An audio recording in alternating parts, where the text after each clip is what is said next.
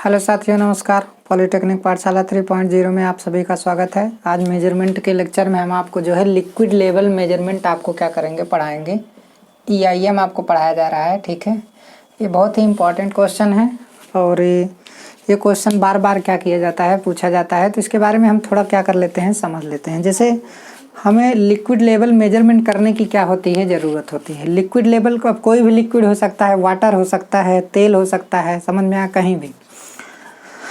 Liquid level measurement करने का मतलब जैसे आपका 2 पहिया वाहन है, 4 व्हीलर वाहन है, तो उसमें क्या होता है, तेल का लेवल मेजरमेंट करना ज़रूरी होता है, ठीक है। तो इससे पता चलता है कि हाँ अभी कितना लीटर तेल है, कितना लेवल है उसका, ठीक है।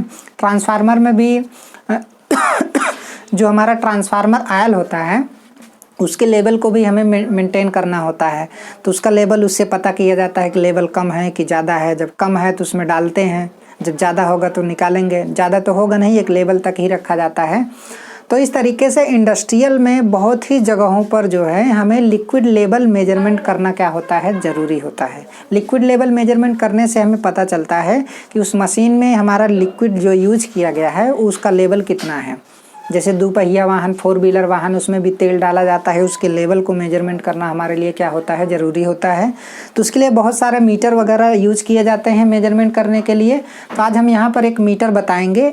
ये हमारा क्या होता है, फ्लोट होता है, ठीक है। इसमें एक स्पिंडल ऐसे लगा हुआ है और ये क्या है कि ये स्पिंडल इसमें क्या करता है, ऐसे ऐसे मूव करेगा। ये भाग जो है ये वाला फिक्स रहेगा, ये वाला क्या रहेगा, फिक्स रहेगा, ठीक है। नहीं, ये फिक्स नहीं रहेगा, ये भी क्या करेगा, मूव करेगा। देखिए ये इसमें क्या करता है, मूव करता है, ऐसे ऊपर नीचे क्या करेगा, ये मूव करेगा। ये पूरा सिस्टम हमारा क्या करेगा, मूव करेगा, ठीक है। अब यहाँ पे क्या है कि जैसे ये हमारा क्या है, एक टंकी है। ये हमारा क्या है, एक टंकी है जिसमें द्रव हमारा क्या हुआ है, भरा हुआ है। तो इस कंडीशन में क्या होगा, इसे फ्लोट बोलते हैं। यहाँ पर एक पोटेंशियोमीटर यूज़ किया गया है। क्या यूज़ किया गया है, पोटेंशियोमीटर। और इसमें क्या दी गई है, DC सप्लाई दी गई है। यहाँ पर क्या दी गई है, DC सप्लाई दी गई है, ठीक है। DC सप्लाई को पोटेंशियोमीटर से जोड़ दिया गया है। अब यहाँ पर 1 मीटर लगा दिया गया है। यहाँ पर क्या लगा दिया गया है, 1 मीटर लगा दिया गया है, ठीक है। जब ये पॉइंटर हमारा, ये देख रहे हैं ना, ये जो हमारा क्या कहते हैं, वाइपर है, इसे वाइपर के नाम से जानते हैं। ये पोटेंशियोमीटर के जो रेजिस्टेंस को चेंज करता है, पोटेंशियोमीटर के जो रेजिस्टेंस को चेंज करता है, उसे हम किसके नाम से जानते हैं, वाइपर। तो वाइपर हमारा क्या करता है, रेजिस्टेंस पे ऊपर नीचे क्या करेगा, रन करेगा। समझ में आया। वो तब रन करेगा जब यहाँ से लिक्विड लेवल हमारा क्या होता है, चेंज होता है। समझ में आया। जब यहाँ से लिक्विड लेवल हमारा चेंज होता है तो यहाँ से ये क्या करेगा, ये जैसे मान लीजिए अब हमारा लिक्विड लेवल इसमें बढ़ेगा। जब बढ़ेगा तो ये फ्लोट ऊपर जाएगा। जब फ्लोट ऊपर जाएगा तो ये क्या करेगा, नीचे आएगा। जब ये थोड़ा नीचे आएगा तो उस कंडीशन, ये देखिए इसमें घूमता है, ये क्या करता है, इसमें घूमता है। एक चीज़ ध्यान दीजिएगा, थोड़ा मिस्टेक हो गया है। ये जो हमारा पार्ट होता है ये फिक्स रहता है। ये जो हमारा पार्ट होता है क्या होता है, ये फिक्स रहता है। समझ में आया। ये भी हमारा क्या रहता है, फिक्स रहता है। लेकिन इसमें ये जो राड है हमारा, ये ऊपर नीचे क्या करता है, मोशन करता है। ये ऊपर नीचे क्या करता है, मोशन करता है। और ये भी देखिए, ये जो हमारा लगा है ना, ये भी इसमें ऊपर नीचे क्या, ये यहीं पर बंधा हुआ है, ठीक है। ये जब ऊपर जाएगा तो ये नीचे की तरफ क्या करेगा, मूव करेगा। ये जब ऊपर जाएगा तो नीचे की तरफ क्या करेगा, मूव करेगा। इसमें यहाँ पर ये क्या होता है, बंधा होता है। तो ये हमारा क्या होता है कि ये जब ऊपर जाएगा तो ये नीचे की तरफ क्या करेगा, इसे मूव करेगा। जब मूव करेगा तो इसका पॉइंटर भी क्या, मतलब ये जो हमारा वाइपर लगा है जो रेजिस्टेंस को क्या करेगा, चेंज करेगा। समझ में आया। तो इस कंडीशन में क्या होगा, जब रेजिस्टेंस चेंज होगा तो वोल्टेज चेंज होगा। जब वोल्टेज चेंज होगा तो उस कंडीशन में मीटर में क्या होगा, रीडिंग बताएगा, ठीक है।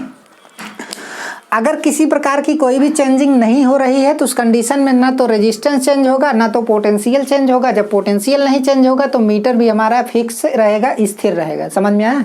लेकिन जैसे ही लिक्विड लेवल में कमी आएगी या लिक्विड लेवल का मान ज़्यादा होगा तो उस कंडीशन में क्या होता है कि हमारा यहाँ पर रेजिस्टेंस वेरी करेगा। जब रेजिस्टेंस वेरी करेगा तो पोटेंशियोमीटर के द्वारा पोटेंशियल चेंज हो जाता है। पोटेंशियल चेंज होगा तो उसी चेंज को इस मीटर के द्वारा मेजरमेंट कर लिया जाता है। समझ में आया। लेकिन अब यहाँ पर जो भी मीटर है, जो भी वोल्ट मीटर है, यहाँ पर हम क्या यूज करेंगे, वोल्ट मीटर यूज करेंगे।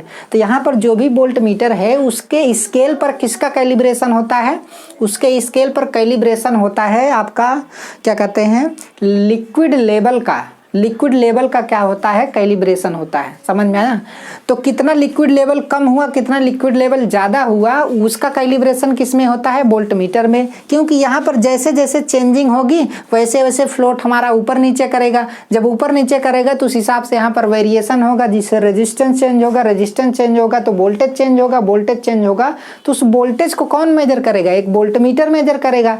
और एक वोल्ट मीटर मेजर करेगा तो वोल्ट मीटर के ऊपर हमने क्या कर दिया है, वोल्ट मीटर के स्केल पर हमने कैलिब्रेशन किसका कर दिया है, लिक्विड लेवल का कैलिब्रेशन हमने कर दिया है। तो वहां पर जो भी इसके ऊपर नीचे होने से, इस फ्लोट के ऊपर नीचे होने से जो भी चेंज आएगा तो वो लिक्विड लेवल चेंज होगा। वो लिक्विड लेवल किसके द्वारा मेजर कर दिया जाएगा, वोल्ट मीटर के द्वारा मेजर कर दिया जाएगा। ठीक है। अब यहाँ पर ध्यान से देखिए, जैसे कोई भी इंडस्ट्री होती है, कहीं भी हमें लिक्विड लेवल मेजरमेंट करना क्या होता है, ज़रूरी होता है। ठीक है। और हमें अगर लिक्विड लेवल मेजरमेंट नहीं करेंगे तो उसे मेंटेन कर पाना भी हमारे लिए क्या होता है, मुश्किल होता है। ट्रांसफार्मर में भी तेल की चेकिंग की जाती है तो उसमें क्या होता है, एक लिक्विड लेवल मेजरमेंट मीटर लगा होता है। आपका 2 पहिया वाहन में भी लगा होता है, 4 व्हीलर में भी लगा होता है, जो तेल के लिक्विड लेवल को बताता है। तेल भी तो एक प्रकार का लिक्विड है, वाटर हो सकता है, तेल हो सकता है, कुछ भी हो सकता है, वो लिक्विड में सब आ जाएगा। ठीक है। अब यहाँ पे क्या है, जैसे क्वेश्चन पूछा जाता है कि ट्रांसड्यूसर से क्या आशय है। अगर ट्रांसड्यूसर से क्या आशय है तो इसका मतलब आप ट्रांसड्यूसर का डिफिनीशन लिखेंगे। समझ में आया। ट्रांसड्यूसर का डिफिनीशन लिखेंगे और उसका यूज आप क्या करेंगे, बताएंगे। फिर उसके बाद कह रहा है निम्न राशियों के मापन योग्य ट्रांसड्यूसर की कार्यविधि बताइए। जैसे लिक्विड लेवल मेजरमेंट करना है और तापमान मेजर करना है, तो तापमान मेजरमेंट करने के लिए हमने ट्रांसड्यूसर आपको पढ़ाया है। जैसे थर्मिस्टर हो गया, थर्मोकपल हो गया और RTD हो गया, रेजिस्टेंस टेम्परेचर डिटेक्टर हो गया, जिसे रेजिस्टेंस थर्मामीटर के नाम से जानते हैं। तो आप उस चीज को यहाँ पर क्या कर सकते हैं, लिख सकते हैं। मैं क्वेश्चन को आपको बता रहा हूँ। ठीक है। टेम्परेचर मेजरमेंट करने के लिए हमने आपको क्या पढ़ाया, RTD पढ़ाया, थर्मिस्टर पढ़ाया।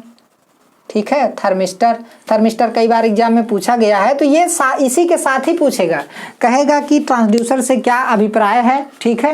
आप लिक्विड लेवल मेजरमेंट तथा टेम्परेचर मेजरमेंट की कार्यविधि लिखिए। समझ में आया। तो इस तरीके से क्या है, लिक्विड लेवल को तो आप ये लिख देंगे, लेकिन टेम्परेचर मेजरमेंट करने के लिए चाहे आप थर्मिस्टर लिख दीजिए, चाहे RDT लिख दीजिए, RTD लिख दीजिए और चाहे आप थर्मोकपल लिख दीजिए, क्योंकि ये तीनों टेम्परेचर को ही क्या करते हैं, मेजरमेंट करते हैं। ठीक है। अब यही क्वेश्चन दूसरे तरीके से पूछा गया है कि ट्रांसड्यूसर से क्या समझते हैं, प्रकारों एवं लाभों की चर्चा करें और द्रव के तल का मापन करें। देखिए यहाँ पे भी द्रव तल का मापन दे दिया है ना। यहाँ पर क्या लिखा है, ट्रांसड्यूसर से क्या समझते हैं, तो इसका डिफिनीशन लिखेंगे, उसके बाद इसका लाभ लिखेंगे। प्रकारों का मतलब क्या होगा, एक एक्टिव ट्रांसड्यूसर होगा और एक क्या होगा, पैसिव ट्रांसड्यूसर होगा। समझ में आया। तो उसके बारे में आपको थोड़ा क्या करना है, उसका डिफिनीशन लिख देना है।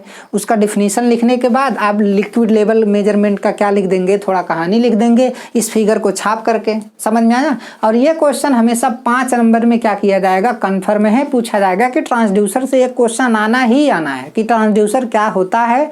या तो टेम्परेचर मेजरमेंट पूछेगा या तो लिक्विड लेवल मेजरमेंट पूछ लेगा। समझ में आया। तो ये चीज आपको पढ़ के कहीं ना कहीं क्या होगा, जाना पड़ेगा।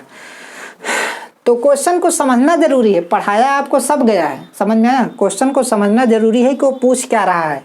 अब यहाँ पे क्या है, देखिए इसी के वर्किंग हम आपको समझा रहे हैं कि किसी टंकी में स्थित द्रव तल के ऊपर की सतह को क्या करते हैं, लिक्विड लेवल कहते हैं।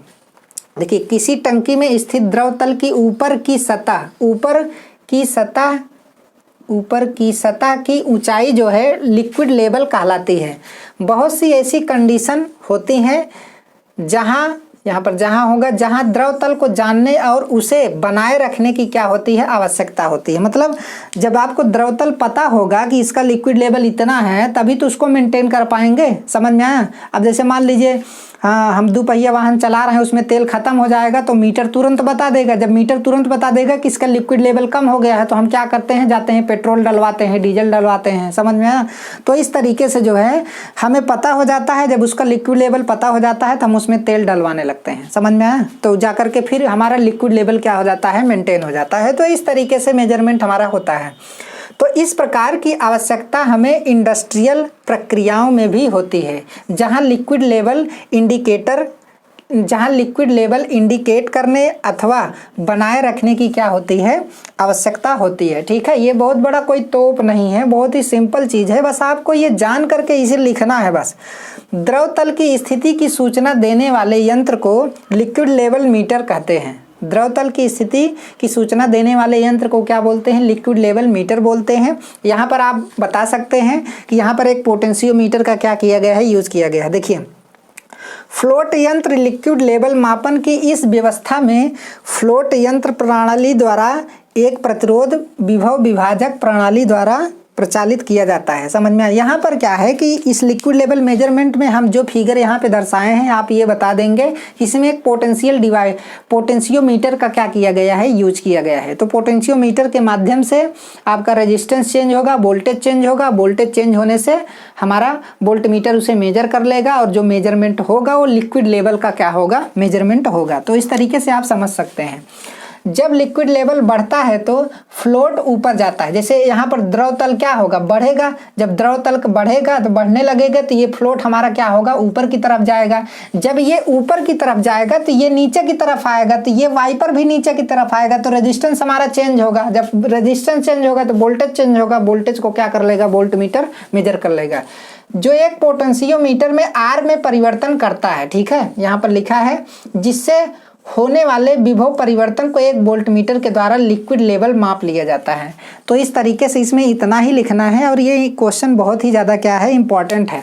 ट्रांसड्यूसर का डिफिनीशन जरूरी है, उसका लाभ जरूरी है, उसके टाइप जरूरी हैं। टाइप का मतलब है कि जैसे एक एक्टिव ट्रांसड्यूसर होता है और एक क्या होता है, पैसिव ट्रांसड्यूसर होता है। वह मतलब बहुत टाइप के हैं, लेकिन मेन एक्टिव और क्या है, पैसिव है। ठीक है, उसका डिफिनीशन देना है। डिफिनीशन के बाद और उसमें ज़्यादा कुछ लिखने की ज़रूरत आपको नहीं है, और 2-3 उसका क्या कर देना है, एग्जाम्पल भी दे देना है। ठीक है, तो इस तरीके से आप लिक्विड लेवल को क्या कर सकते हैं, मेजरमेंट कर सकते हैं। अब आप समझ ही गए होंगे कि लिक्विड लेवल मेजरमेंट करना हमारे लिए क्यों जरूरी है।